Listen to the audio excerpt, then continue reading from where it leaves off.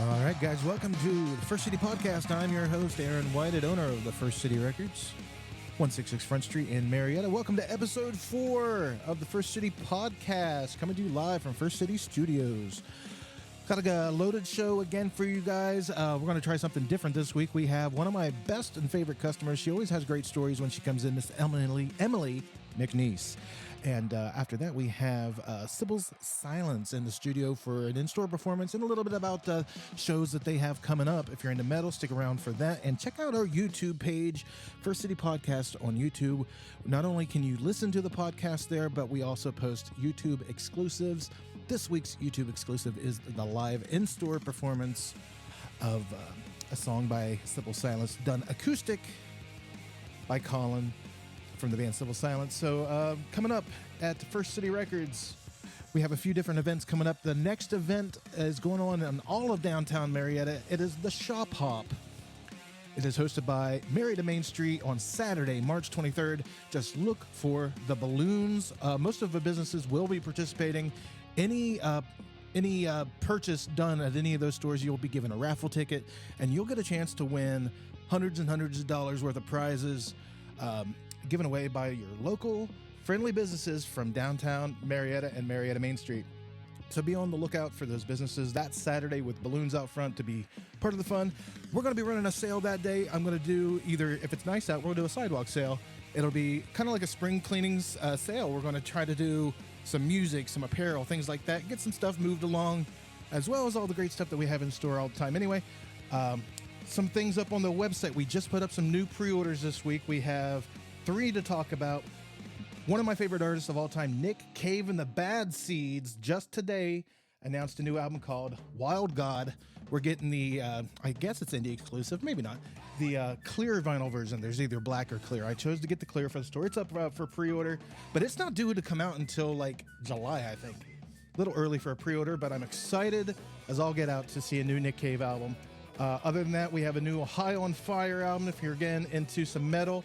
And that is on indie exclusive hot pink and brown vinyl. And Noah Khan back again with Stick Season. Couldn't get it done right the first time, evidently, with the first 2 represses. Now they're doing it again on a 3 LP expanded edition with like 7 bonus songs on the indie exclusive kind of white bone colored vinyl as it were. So now we're going to switch over to some of the in-store events real quick. Kind of a quick reminder of some stuff we got coming up. First Friday, April 5th. My buddy Sean Benfield will be in the store. One of my all-time favorite local, semi-local, regional, let's call them regional, alternative country, outlaw country acts. My favorite day of the year, Rex Manning Day, coming to First City Records. And that is on Monday, April the 8th. It's going to be running all day long. We're going to have all kinds of cool events. We're going to try to do a 90s dress-up contest. Going to do a air guitar contest. And then we're going to be doing the movie at 7 p.m. If you want to watch the movie Empire Records with like-minded fun people, come down at 7 p.m. that night, free of charge, up on the big screen with a nice sound system. We're going to do Empire Records because it is Rex Manning Day, and I will be giving away a copy of the soundtrack on yellow vinyl that is still sealed, that retails for well over $100. So check in that day and see for your chance to win that soundtrack. After that, it looks like we got the record store day, 420. The night before the Taylor Swift party that I've talked about the last few podcasts. Make sure to check those event pages on our Facebook page, First City Records on Facebook. Now we're going to get into the show. I sat down and talked to Miss Emily McNees. She's one of my regular customers since we opened Monster Store back a year and change ago, before First City Records was even a thing in its infancy. We sat down and I kind of did like a rapid fire 15 questions that I kind of came up with off the top of my head, and some things that I found online to kind of get to know her and her vinyl habits. And it turned into a full-sized podcast and not just a rapid-fire little session. So she had a lot to talk about. She was extremely gracious to give up part of her Sunday to talk with us. So sit back and enjoy our interview with Miss Emily McNees of the Minnehaha Valley, vinyl collector, and very articulate, nice person. I enjoyed every minute with her. Enjoy.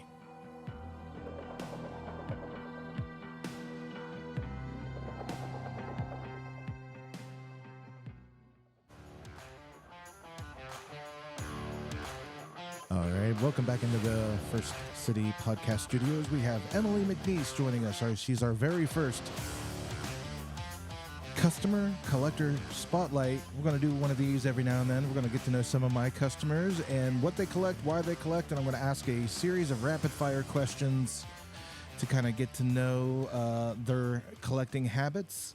And please welcome in Miss Emily McNees. Hi, Aaron. Good morning. Hi. Or, well, good afternoon at this point. Yes. All right. So first off, Emily, we're going to, just like I said, we're just going to do like a rapid fire question and answer session here to kind of get to know some of your vinyl spending habits. Oh. And kind of get to know a little bit about you as a person. So Sure. Question number 1, what artist do you have the most in your vinyl collection? I would say I have collected pretty much all of the Jethro Tull I could stand. Okay. And what I've really dedicated myself to is collecting early Van Morrison before he went through his sort of stage fright era in the mid to late 70s. I actually just listened to Thick as a Brick for the very first time in the store Really? yesterday. Yeah. And I didn't think Jethro Tull would be for me. I thought it was just going to be mostly flute solos. Little did I know that I'm completely wrong. I took Yeah. home a copy of Aqualung. We have several in the store. Keeping that one. Thick as a Brick was an excellent album. I only have the one, so I didn't end up taking it home, but I can see why people are all about the Jethro Tull. Oh, So, yeah. I have been through maybe 3 or 4 different copies of Aqualung in my collecting days. I started with a copy I acquired from my parents' collection. And That's how a lot of us got started. that's, that's really the origin of how I got into this game. And I like that you called it a game. it is. It feels like a game. It is. I always You tell have people to it's like be- trading cards when we were kids. Yeah. I mean, they've kind of turned it into that with the whole collared limited edition, blah, blah, blah Right. thing. It used to be more about just going to the record store and buying the album. And now it's like, which pressing should I get and which one is Right. So, yeah, it is a game, but it is a lot of fun along the way. Right. All right. So question kind of 2 bleeds over into what you were talking about, getting them from your parents' collection. How long have you been collecting and how did you get started? I started collecting in 2006. I was 14, and I just needed kind of an escape as I, got older and, teen angst. And I don't know anything about that. No. So I hid away. I went to the basement at my parents' house and just got away from my parents and my brother and, just kind of had quiet alone time away from everyone. And there's a turntable, speakers, and a record collection. And I grew up pretty sheltered away from like MTV and pop radio. Same. So I had the opportunity to kind of dig through this record collection and not only find artists from the past that I really enjoyed, but also with that old stereo equipment, I taught myself how to fix things as they broke. We get asked almost daily, do you sell styluses? Do you sell needles? Do you know who can fix my turntable? Right. And honestly, apart from a couple random people that have told me that there are people in like Zanesville, Columbus, Pittsburgh, I don't know their names. I don't know how to reach them. This is why I more do modern gear because it's just easily attainable. It doesn't, break down until you're ready to upgrade anyway. Right. So there are a lot of vintage gear guys in this town and I respect it and we sell it here. But for me, it's so hard to want to get into that because when I actually get time to sit down and listen to records at my home that's not here in the store, I don't want any hassles. I want to just put it on and sit down. Yeah. Oh, no, I totally understand. It's just like driving a car, how manual versus automatic, we get really used to driving with our right hand on the steering wheel. Unless you're left-handed like I am. Unless you're left-handed like Aaron. Yes. A special Aaron. I like the tinkering involved. That's really what I like. I used to before I had 4 kids and have no time, but Yeah. I get that. Like cleaning video games, I like to take them apart, clean the pins, clean the whole board off, and not only know that it works, but know that it could never look any nicer than it does right now. Right now. Yeah. I like that. Yeah.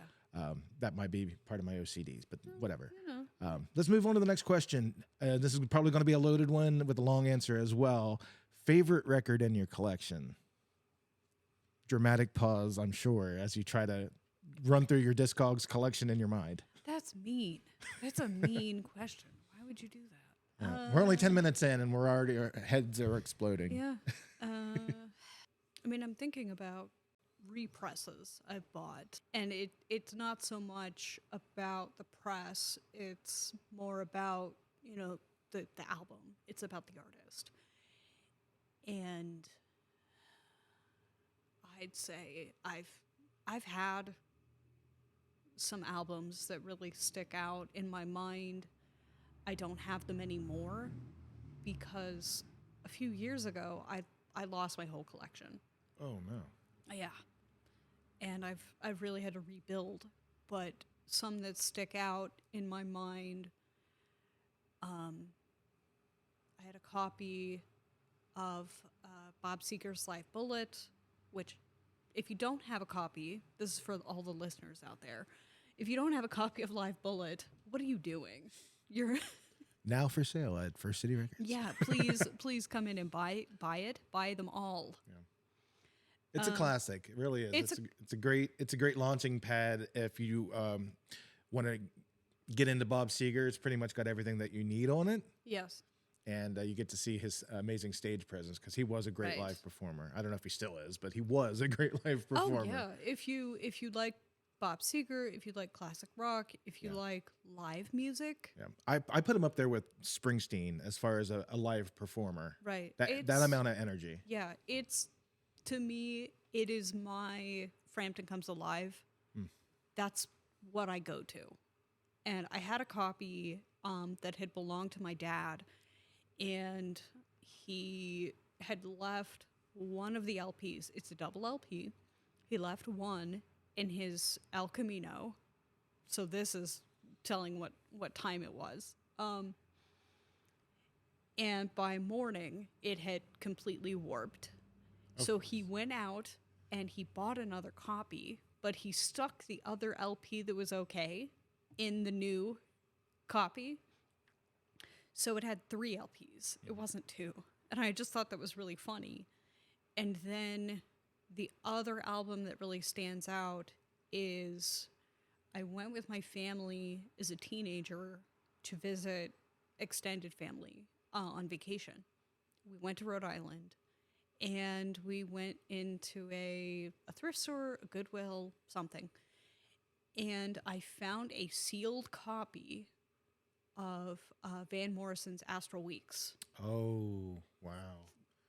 At Goodwill. That's his magnum opus. Yes, it is. I know people like the Moon Dance because they play at weddings and whatnot. Right. But if you want to, like, a real challenging listen, because it's not an easy listen. It really isn't. No, It'll make you sit up and like pay attention. Yes. That is, I'm not a big Morrison fan. That's why I didn't talk about him earlier. But Astral Weeks, I have a copy.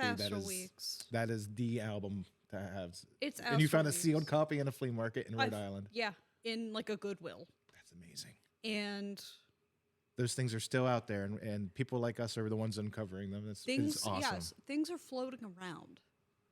Everybody seems to think that they don't anymore. It's like, I don't go yard selling anymore. Everybody has the internet now. Right? Yeah, I don't dig through Goodwill because I don't find anything.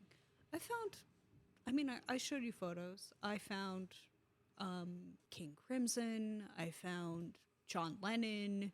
I found Wings. All of it, like a huge. Somebody donated a whole collection to Goodwill on a random day. And, hey, I'd rather be lucky than good. I'd rather have luck on my side than anything. All right, question number 4. If you could choose music from only one decade to listen to for the rest of your life, which decade would it be? I kind of have a feeling I know. I would say 60s. Oh, I was going to go 70s. Or 70s. Okay. It's one of the... I'm pretty split.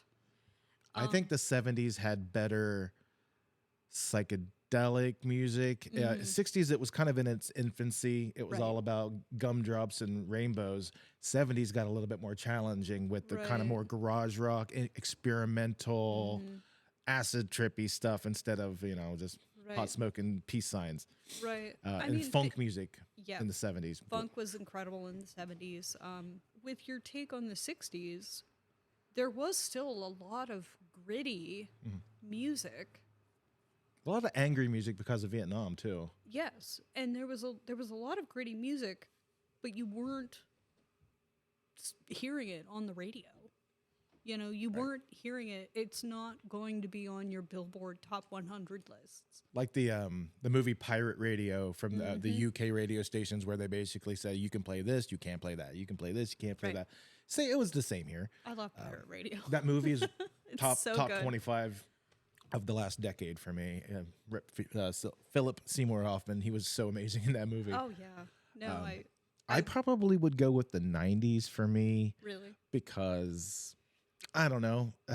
I've spent so much of my life trying to get back the 90s that I'd be lying to myself if I tried to say. I feel like I'd be cheating myself by trying to be cool and saying the 70s, because the music Right. is probably better. But my life has revolved around the 90s Right. lifestyle, because that's when I was a teenager. That was when it was the best time, and, Right. and it was the most fresh time in my mind, too. Right. I don't have any memories of the 70s. I wasn't alive. I wasn't either. So Definitely. I'd be but lying if I said that I'm an old soul, because I'm not. I mean, I kind of live where I lived, and Right. and that's my sweet You spot. were very Yeah. you were very present in that scene at that time. Really was. Early 2000s too is another tricky one for me, because that was a lot of my. I started driving in the early 2000s, so I learned a lot of music by listening Oh, to CDs and Goodwill Oh, yeah. Finds in the early 2000s. Oh, so yeah. Oh, Blink-182, the pop punk thing that was going on. Moving on to question number 5. This is the one I'm most excited about. You're having a dinner party and you're allowed to invite 4 guests, living or dead. Who are they? You don't have to go into great detail of why. right. Who would you have dinner with? Musicians? Is that- Yeah. Let's Okay. just stick to music. Stick to music. Yeah. Okay. I want to talk to Sam Cooke. I'd like to talk to Sam Cooke. Yeah. That hit me in the feels. He's one of my Yeah. all-time favorites. Yeah. Oh yeah. Life cut way too short too. Definitely. How did he? Did his father kill him, or is that Marvin Gaye? That was Marvin Gaye. Oh, Sam Cooke, and it's been, I think there's a documentary on Netflix about what happened, but he had done a show and he went back to a hotel, or he went to a bar and then back to his hotel. And I think he had a woman with him. He got locked out of his room, and the front desk security people at the hotel shot him, just point blank. so it was 'Cause he probably was- racially motivated. I'm sure at the time, maybe. It's very possible, but there's a lot of questions around it. Well, it's time to deep dive Sam Cooke out there. If any of you internet and radio sleuths of the world, Yes. feel free to email me at firstcitypodcast@gmail and let me know if you have any information on the Sam Cooke killing. I guess that's Yeah. I knew he died young, but I couldn't remember exactly why, and that's Right. definitely something I'm gonna dig into. All right, so we got 3 more. Okay. The table's just now starting to get filled here. So Sam Cooke. I don't want to do like all the great soul singers. All the now people I'm that died tragically. or just all the great soul singers, in my opinion. I don't know if I want to pick Angus Young or Malcolm Young. Angus seems more fun to me. Yeah, but he is a very quiet man. But so is Malcolm, or was. Rest in peace, Malcolm Young. How about we break the rules and you can have the Young brothers? I'll have the Young brothers at dinner. They'll share a chair. Yeah, they would fit. That's so sad but true. They're so small. I went and saw Counting Crows with Dashboard Confessional last year, and Ryan Caraba, or I think is that his name, Chris Caraba of Dashboard Confessional, is probably barely 5 foot tall, and he Right. still looks 12 Yeah. at 50 years old. Yeah. Dude, I had no idea it was so short. Oh, yeah. He was standing there, and I was in shock of how small he was. The guitar looked, looked like Oh, it's huge. just giant on him. Yeah. Well, I mean, you think about Angus Young playing a Gibson SG. if you see a Gibson SG in person, you go, oh, that's a big guitar. It's a big guitar on him. On him, yeah. I've actually had an It's not a Epiphone version very- of that. It's really not that big. Yeah, it's not a very big guitar, No. but when you put it on him, it's huge. Karen Carpenter. I have nothing to add to that conversation. We'll bring Karen Carpenter to the table. Okay. And then lastly, one of the kings of blues. Oh, they're going to say like BB or Albert. Or Freddie. I was thinking Freddie King. I was thinking Yeah. Freddie. Freddie's my king. I think Albert's my favorite. Yeah. I'm a Freddie girl. And Levon Helm of the band. Nice. I'll quickly throw out 4 of mine because Okay. I want to hear. I'm answering these questions in my own head, and sometimes I'll throw mine in, sometimes I won't because we're going to be doing these a lot. Sure. So, off the cuff, quick 4 for me would be Johnny Cash, Bo Diddley, Chris Cornell. Okay. Good. I'll try to throw in a lady as well. I'd say Aretha, but she terrifies me. She's intense. She has a big presence. I'd probably have to go with somebody maybe a little bit more accessible. Joni. Joni Mitchell. Pull Joni. Pull Joni. I have nothing to say to her. I don't listen to her music.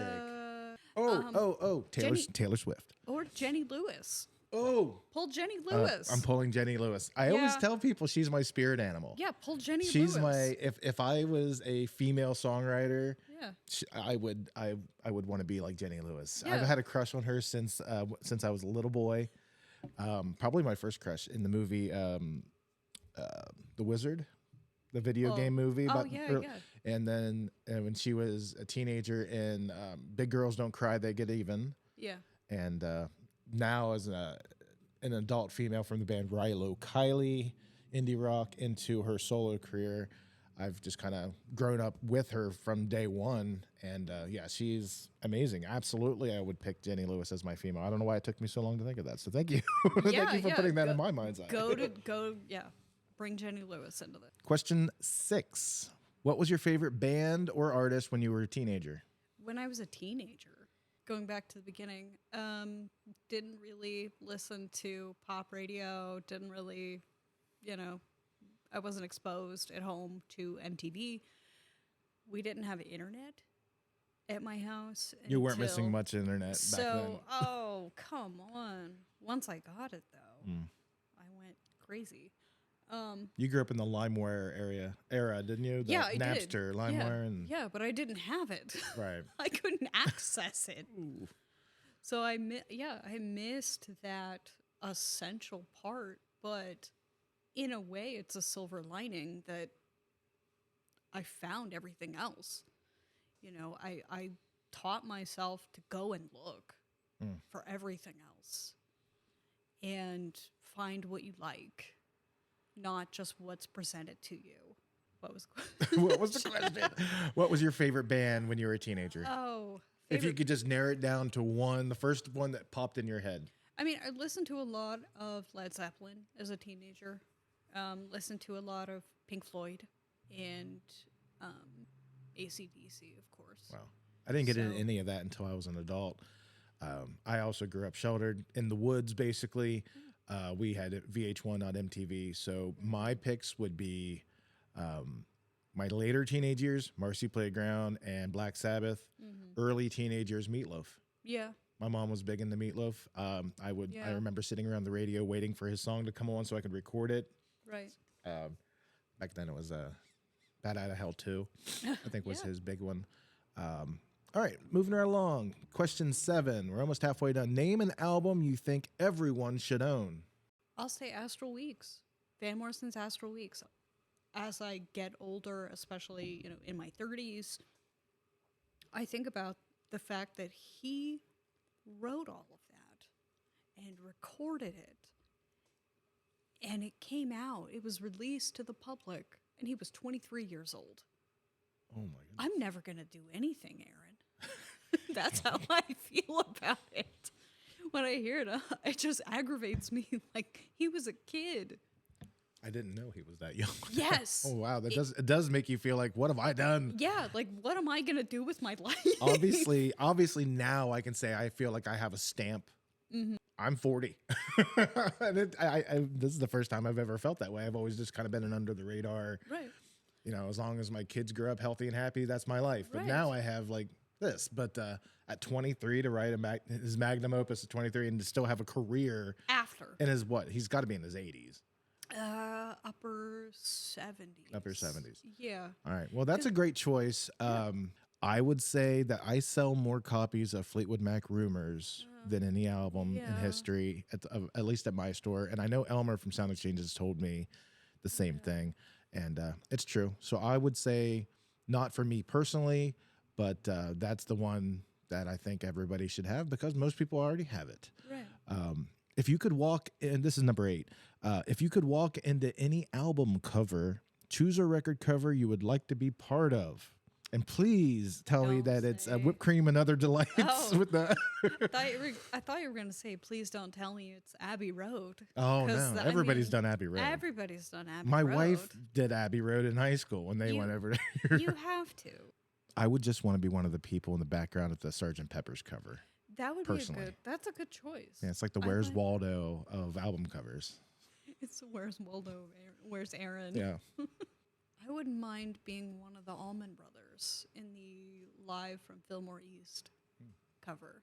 Is that the one where they're sitting on the in black and white? Yeah. And I read the other day that the one who has his hands kind of like down over his crotch a little bit, somebody had just off camera brought him over a joint. Really? Or something, and that's what he's covering it up in the picture. That. So if you look at that Live at Fillmore, look at the guy that's sitting down. I don't remember which Allman it was, but yeah, underneath his hands, he's hiding either an acid strip or a joint or something, some kind of a drug. Some kind of paraphernalia is hidden. I don't know if me saying all of these words are going to trigger Spotify to demonetize this. Right. Or I don't care.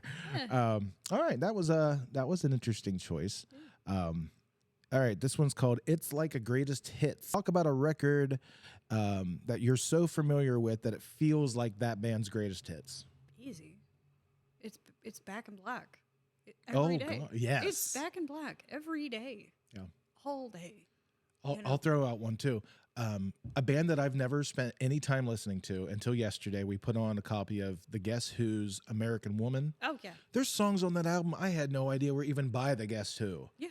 And I was like, oh, I gotta own this album now. It's like amazing start to finish album. Oh, another one for me would be STP's, not Purple, Core. Right. Stone Temple Pilots Core. I mean, hey, along the same lines, for Pearl Jam, go with 10. It's 10. Oh yeah, 10. It's 10. 10 is definitely the greatest hits album for sure, no doubt in my mind on that one. And wasn't that their first or an early? I think it was their first. Because it's 92. 92. They might have had like a demos or something out there beforehand, but I think the studio albums, it was their first. If I'm wrong on that, feel free to email me at firstcitypodcast@gmail.com and let me know how wrong I am. Yeah. Feel free to email Aaron and tell him he's wrong. Yes, and then I will forward that email on to you. Question 10. We got 5 left. What was your favorite concert experience? Oh, I've told you this. Back in 2017, I had the opportunity to see Van Morrison front row, center stage. And he wasn't the only person on the lineup. It was I went to the Outlaw Music Festival up in Hershey, Pennsylvania. And it was Micah Nelson, also known as Particle Kid. That's his stage name. Lucas Nelson. These are Willie Nelson's sons. Yes. Margo Price, who's incredible. Yes, she's really good. The Yvette brothers. Sheryl Crow. And she was great. Yeah. Van Morrison. And then Willie Nelson closed it out. And it was a cathartic experience being right there up front. Now, were you up front for all of them or just for? All of it. All of it. All of it, the whole day. Yeah. Name a song that can make you cry. Oh. This to me is the saddest song Hmm. ever written, just to me. I mean, there are some other great sad songs out there, but I think Tears in Heaven by Eric Clapton is the sad song, like for me. Watching him perform it in the early 90s when It at was this point, he's fresh. probably numb to it. Yeah. Oh, For yeah. sure. Yeah. But back then, yeah, I watched him Yeah. doing the debut performance, and Right. and he was like it was slowed down a little bit, and you could just tell that it was real. Yeah. That was a good one. That one hurts. Like I mentioned with Sam Cooke, I think about that sometimes. Like, what kind of career would he have had? What material would we have gotten? But on the flip side of that, do we want to see these people get older? Yeah. And do we want to see who they really are as they get older and have more publicity and be more easily accessible through, the internet? It's like BB King when he was starting to deteriorate. Everybody was like doing camera filming him. Yeah. Look how bad he is now, and he Right. can't remember his own words. It's like we don't need to see all that. No, we don't. No, we get to live Sam Cooke live at the Copa. Yeah. That's my favorite live album of all time. I bought a sealed copy of that one. I unsealed it and spun it. Yeah. Live at And Harlem Square Club. Yeah. That's a good one too. Yeah. Harlem Square Club is mine. And it's Sam Cooke. Anytime that they do the Amen. Yeah. Yeah. Oh, they get into it. It feels like Yeah. I'm in church, and I've never been to a Southern church. Right. I have to say, going off of Sam Cooke and moving over to another great soul R&B singer, one of my favorite performances that I've ever had a chance to watch, and it's on YouTube. Look it up if you haven't seen it. It's Wilson Pickett doing "Land of a Thousand Dances," Yes. and it's from the Soul to Soul concert Okay. in Ghana. It's like Ghana's Independence Day celebration. So it was like Ike and Tina. This is like 1971, 72. And it's Ike and Tina. It's Santana. So prime Santana. And it's Pickett closing out the show. And he is drenched in sweat.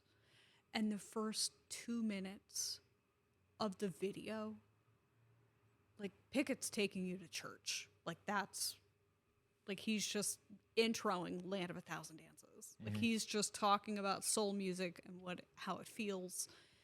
And, he's really getting that crowd up. Like he's like a preacher standing up there. It's the craziest thing. And yeah, That album cover, he looks like a preacher in that nice tight suit with the skinny tie. yeah. Oh yeah. All right. 12. Favorite movie soundtrack or score? Oh, we'll go the Blues Brothers because, of course, Can't go wrong with little Rawhide and Aretha and Oh, yeah. James Brown and you gotta think. Yeah. Cab Calloway. Oh, Minnie de Mucha. seeing Cab Calloway. I almost picked him for my dinner. Yeah. Was Cab. Oh, that's a good pick. Yeah. But then film scored instrumental, I would go Pee-wee's Big Adventure with Danny Elfman. Danny Elfman, yeah. I mean, Any Danny Elfman would yeah. be good. Oh yeah, I love John Williams. I love Howard Shore. I love what's his name, Elmer Bernstein. Fantastic. But there's something about Danny Elfman that just It's whimsical. it scratches that itch in your brain Yeah. that you can't get normally. And I feel like having Tim Burton's first film, his first feature-length film.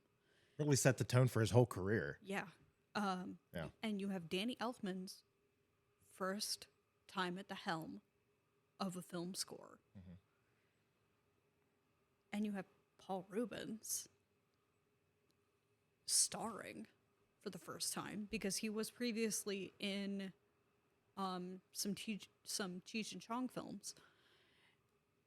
Seeing that with that film score, especially like in the beginning with the intro scene during the Tour de France, the music that plays that Danny Elfman wrote it is just, I don't know, it's beautiful to me. It's like Chariots of Fire, but done by a Danny Elf. Yeah, it is. It is so just, it's beautiful and gentle, but also majestic and prideful, and it's very stirring.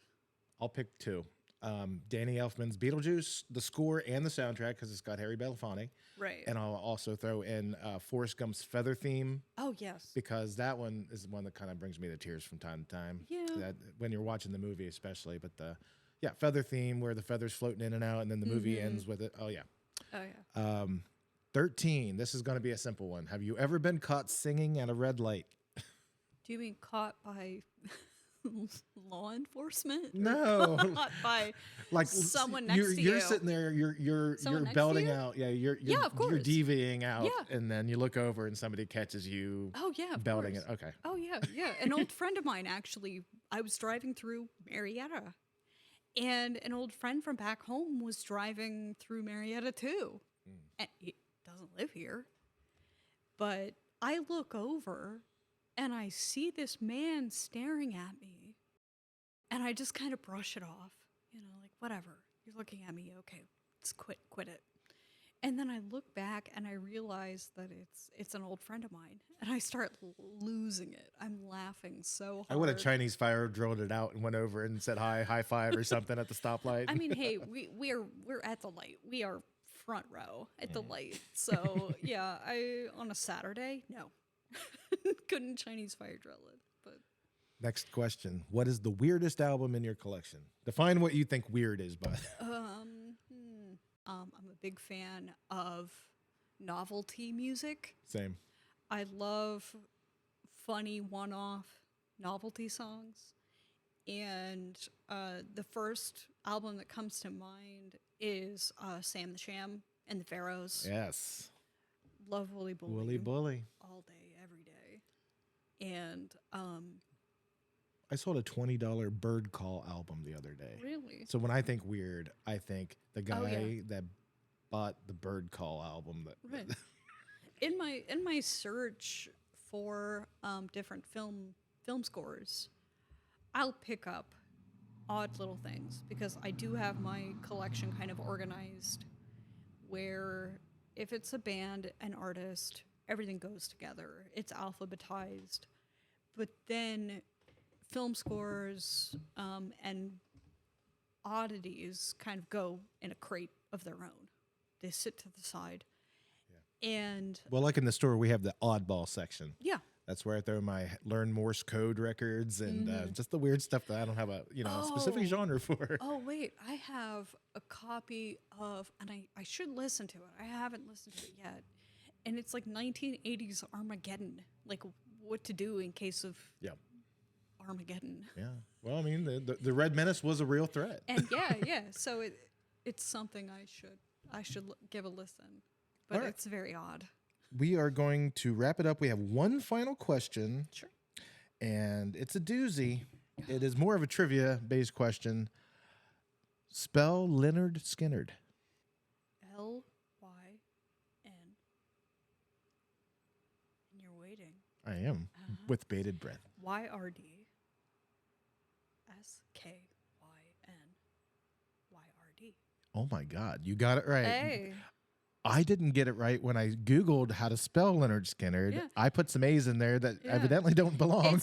It's all wise, because one of their albums it's pronounced like it's phonetically, they give you a phonetic pronunciation, spelling. And it's Leonard Skinnard, like how it's You said, have officially impressed me. And we're going to wrap it up with Miss Emily McNees. She has been a customer of the store for as far back as the store existed. And I'm very happy that you come in. I feel like you're an old soul, and you're way more intelligent than me, because I can't spell out Leonard Skinnard. And was happy to have you on. So thank you so much for joining me. Yeah, thank you for having me. We'll have you back, and we'll deep dive maybe some more into your brain of your insane knowledge of Van Morrison and maybe spelling some other things that I don't know how to spell. Yeah, call me and we'll we'll get into the. I really want to get into the Contractual Obligation album from Van Morrison, of course.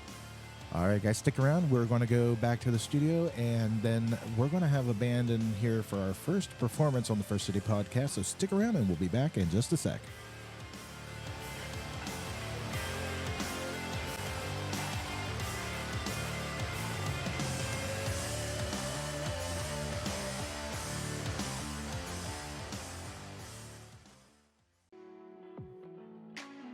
All right, guys, I hope you guys enjoyed that interview with Emily. We plan on having her back at some point. She was a pleasure to talk to. I did make mention on the social media over a couple days ago that I had some major announcements, one that's store-related and one that is podcast-related. I'm going to be talking about those at the end of the show. But first, we're going to go jump right into our interview with Sybils Silence. Well, two of the members of Sybils Silence, and talk to them about some of their influences on how they became a band, how long they've been a band, and some of the shows that they have coming up before we do the in-store performance, which you can listen to here or go and check out on our YouTube page, First City Podcast on YouTube. Hope you guys enjoy Sybils Silence.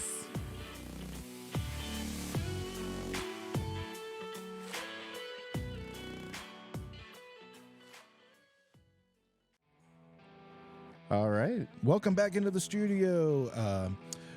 Please welcome in Sybils Silence. They are a new metal band. They have a big show coming up in April at the Adelphia with Boba Flex, and they're going to be doing an in-store performance right here at First City Podcast. Make sure you're following along on YouTube. Join our YouTube channel. Make sure to hit like and subscribe for exclusive content. And this week's exclusive content will feature a live acoustic performance by Colin and Jordan. Please welcome them into the studio, Sybils Silence. Howdy, howdy, howdy, howdy. Hello, everybody. All right. Well, thank you guys for joining me. And going to go ahead and jump right in. You guys got a big show coming up on April the 26th. How long have you guys been a band, and how did you hook up with Boba Flex? Well, we've been a band only about 3 months now. It's a pretty recent project. We all just kind of, the cards fell the right way for us. Yeah, I had been looking to start up a project since about October of 2023, and very luckily, Colin was very responsive to one of my posts that I put out on Facebook. We got together. Colin has a tremendous library of songs that he's written over the past 10 years, and we were able to just revamp some of those, work them around again, and get a really nice catalog built up really quickly. Are you guys a member of my friend Brock Davidson's group? It's the Marietta, or I think it's the Middle High Valley Musicians page. Yes. There's several thousand people in there, and daily you see people looking for a singer, looking for a guitarist. Is that how you guys hooked up? I made a fair amount of posts on that page, and then out of desperation, I just posted on my personal page. I was just like, guys, come on. Does someone play the guitar? Does someone play the bass? Let's get something together. And I was very, very lucky that Colin was not attached to another band at this time. And he was like, hey, man, let's get together and play. So as most metal bands, we got together in my basement and started playing some music. All right, so you mentioned metal. Talk a little bit more about that. Describe your sound for everybody. I think we bring a very unique blend of country and metal. We like to refer to it as hollercore. Pretty much, metal grew up in the trailer park in backwoods, West Virginia, and we try to bring that to the table for y'all. All right, so I'm getting vibes of Kid Rock meets Stained, but maybe a little harder, you say. Yeah, a little bit heavier than them. You ever do any acoustic performances yet? Oh, yeah, for sure. All right, so you guys have only been a band for a few months. Have you had any performances before, and how did you go from that to being on the big stage at the Adelphia with Boba Flex, one of the most legendary metal bands that have been around here for a long time? Yeah. We're getting ready for a show. As we're recording this, we have a show next week on March 16th at the League Room, opening for Sockdolager and Truck Stop. And then I had recently performed at the Hollow Rave as the live drummer with DJs. And through that experience, I had some connections. And, Boba Flex ended up coming to town. And I said, hey, I think that this band that I put together is a sound that's going to mesh really well with them. And we got the shot. So very happy about that. I was just very thrilled about the opportunity to do it. Yeah. I mean, it's great to go from being a new band to getting that bump right away. Yeah. I'm sure you're going to take this opportunity and see where it can lead from here. Before we go into the performance, kind of give me an idea of some of your musical influences growing up and what led you into the world of loving metal music. Myself, I grew up on very strict diet of 90s grunge, Seether, Nirvana, Alice in Chains. So, I mean, I feel like you'll hear a lot of elements of that come through. One of my biggest influential bands is a band called Shaman's Harvest, and they played here probably, a year and a half ago? I think it's been a little bit longer than Probably that. than that, man. My concept of time is horrible. It was actually 7 years ago. But, man, I'm telling you, they're one of the best bands I've ever seen myself, and they influenced me a lot. What was the name again? Shaman's Harvest. Shaman's Harvest. I'll have to check online to see if they have anything up there. I'd love to check them out. Soulful Tidings. Okay. Yeah, they have a very similar kind of vein as us too, with a very, country-inspired, melodic, kind of twangy situation, but can be very heavy at times. Well, my musical influences, I was a strict Metallica listener for a really long time. So I started listening to Metallica when I was about 14 years old. Through that period, I listened to just a ton of Metallica. My Chemical Romance went through a big emo phase where it was like My Chemical Romance, Bullet for My Valentine. I did that. Oh, yeah. I did that phase. Black fingernails. Oh, yeah. I mean, I had Depressed. Yeah, I straightened my hair down to the side, so I had Yes. the bangs, and I had just like black Volcom t-shirts, and then I skateboarded on the patio at my house. Life was good back then. Yeah. I have vertigo, so I could never skateboard. I was the kid that would sit on the skateboard and go down. Oh, yeah. So I was definitely not a part of the school skater crowd in school.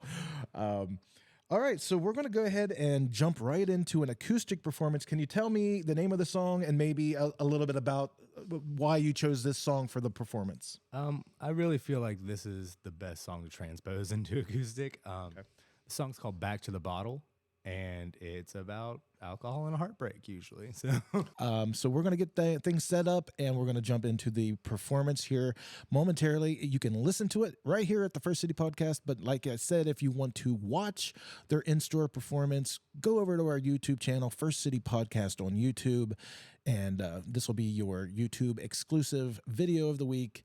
It is a live in-studio performance with Colin and Jordan of the band Sybils Silence. We'll be right back.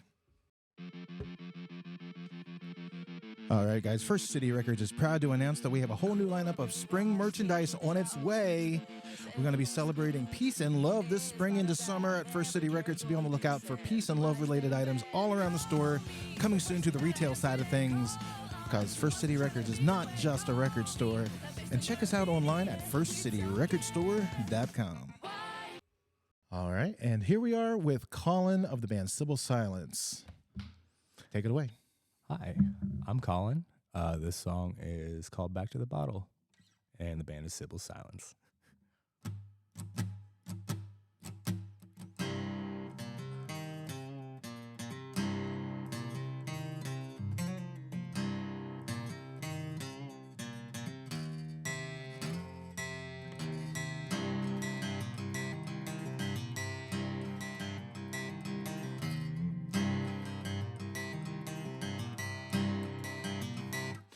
Well, I can't go on without you put me through.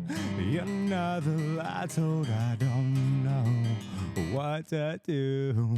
Yeah, I can't go on now, no, not anymore. You can't see anything when you're lying on the floor. So back to the bottle, pour me another round of shots. There's nowhere to go when you're lying on the rocks. So back to the bottle, pour me another drink. And if you're lucky, you'll see just what I think.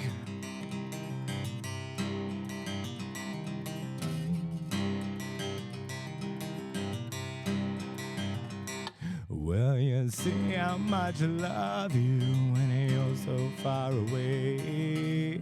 You're not nothing more than my next wasted day. You're not the question that now comes to mind. Why do we do this? Why we do it all the time? So back to the bottle, pour me another round of shots. There's nowhere to go when you're lying on the rocks. So back to the bottle, pour me another drink. And if you're lucky, you'll see just what I think.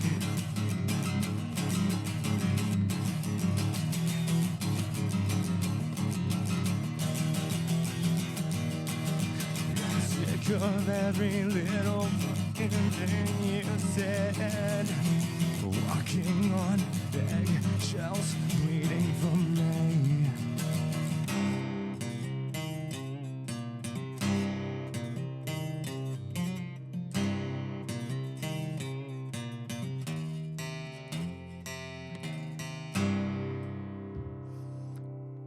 Thank you. Hope you guys enjoyed that interview with Sybils Silence. I know I had a great time with them in the studio, kind of trying to figure out how to do the video, audio, and try to make it work. That was my first foray into that. So your treat for sticking around to the very end. We're going to talk about some of our special events that we have planned. I'm in the works trying to put together a hot dog eating contest for the July 1st Friday, maybe. You know, Nathan's hot dog contest, 4th of July, it's a staple. Some other parts of the country. I've kind of teamed up with a local hot dog food truck, if you will. We haven't sat down and ironed out everything, so pretty soon I'm going to be able to announce more details about that. But if you'd like to sign up for the First City Records, First City Podcast hopefully annual hot dog eating contest to take place very soon, just let us know. Shoot us an email, First City Podcast, or send a message to the Facebook page, First City Podcast on Facebook. Or, get a hold of me. However, I'm pretty easy to reach. Aaron Whited or First City Records on Facebook as well. Okay, so for the big announcements, first one for the podcast, we're going to be starting a second show. Okay, so the first show, this one I'm kind of dedicating more to business, spreading the love of local business, interesting people, and talking about what they're interested in. We're going to start a second show. We're going to talk about things that I'm interested in, more geared towards vinyl collecting, record collecting, VHS collecting, collecting of all sorts. We're going to have collectors on. We're going to do live in-home tours of people's collections on the YouTube channel. And we're going to have people in the studio. We're going to talk about what they collect and just kind of really dive into the world of collecting, retro gaming, video games. You think of it, we'll probably have a show based on it. I have a lot of friends that do a lot of collecting, and I just want to sit down and have a fun, casual conversation with a lot of these people about what they collect, why they collect, and that's going to be a more passion project for myself. So that is coming up. Don't know what it's going to be named yet or when we're going to start it, but that is in the works. A more off the cuff, probably a little bit more personal, less polished, and maybe a little less PG, who knows, show coming up to the First City Podcast Network. And the in-store announcement that I'm excited to announce is I am in the infancy of trying to create a festival, be it just a one-day concert or what. I want to have a record show mixed with tattoo artists, vendors, and a whole day of metal, rock, and punk music outdoors somewhere, probably in the end of September is what I'm shooting for. First City Fall Fest. Not sure where it's going to be or who's going to help put it on. It's in its infancy, but weekly we get PMs from bands that want to play in our store and get their name out there, and we're just not built for metal bands and rock bands. We've been lucky to fit in some alt country bands, and the ceiling sometimes starts to fall apart. So we're going to try to accommodate that. First City Fall Fest, hopefully coming in 2024. If you'd like to be a part of of the committee that helped put this on. I'm looking for some like-minded, friendly folks that have some free time on their hands that want to help me build this thing. Especially if you're into the vinyl collecting side of things. Love some help with that, but also especially with the music side of things too. I am not versed into the metal and punk scene of the world going on around me right now, except for the bands that have reached out to me, obviously. But we want to put on something special for downtown Marietta or somewhere in Marietta to celebrate not only the music and collectors of the world, but give vendors and tattoo artists a place to congregate together and put on an amazing day of music and coming together, as well as doing a little shopping. So that's the big announcement. First City Fall Fest, hopefully coming at the end of the summer into the fall of 2024. So that'll do it for this week. We will see you guys back next week for episode 5. I've been your host, Aaron White of the First City Records and First City Podcast. You all have a great week, and we will see you back here same time, Wednesday morning next week. Y'all have a great week.